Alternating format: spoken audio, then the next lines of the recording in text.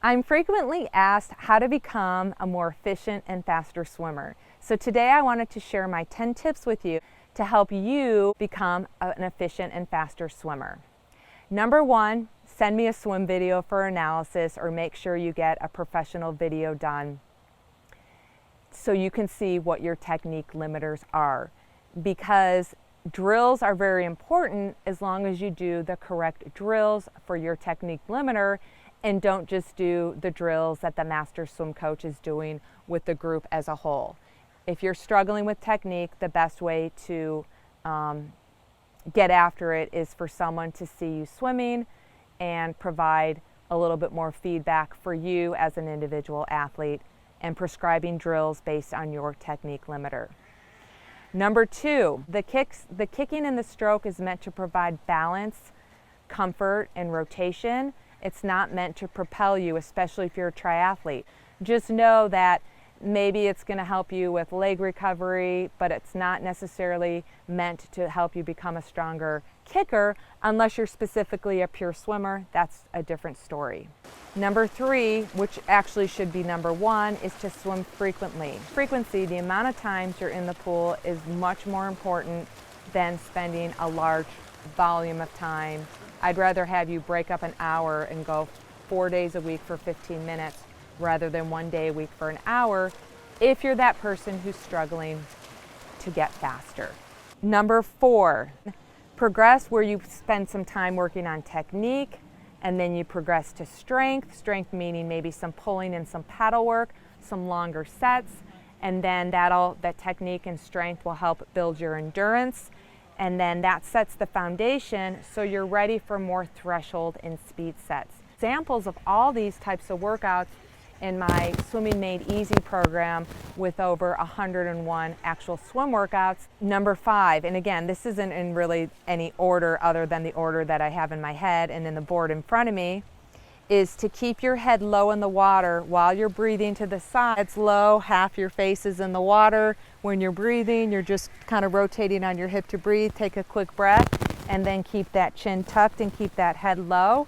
And this applies to open water swimming, where you just lift up your head to the goggle line. You're not lifting your whole body to try to sight, because that's going to make you go vertical, and it takes energy and comfort to go from vertical to horizontal. So you want to keep your head as low as the water as possible when you're sighting in open water and when you're swimming in the pool, so you can maintain this feel in the water where you're feeling like you're swimming downhill and or horizontal.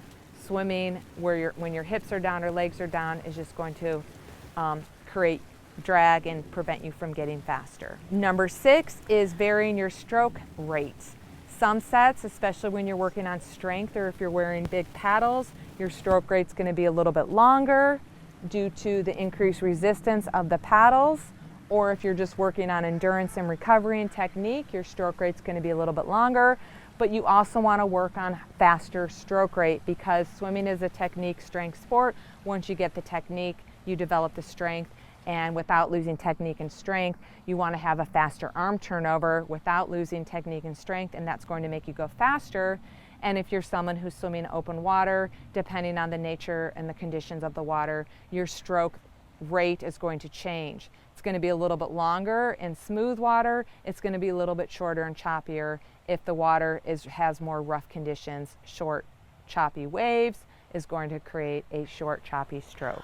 Also, Dryland exercises with bands. I've done some videos where I demonstrate some swim technique with resistance bands, developing some strength in your lats, triceps, rear deltoids, which are the three major swimming specific muscle groups, as well as doing some core mobility exercises.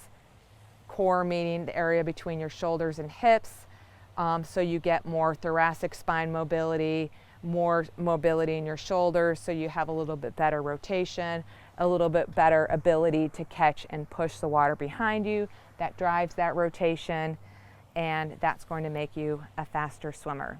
And the last tip is making sure you're varying your intensities, whether you swim open water in the pool, making sure you're mixing up easy swims, moderate swims, hard swims.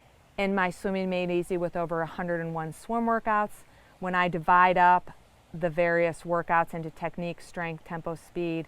I'm also providing rest intervals and explanations of why it's the type of workout that I detailed. If you're struggling with your swimming, how to get faster, or technique in general, please send me a swim video for analysis, comment below, join the chatter in the T2 Endurance Facebook group, and I hope you make it a great day.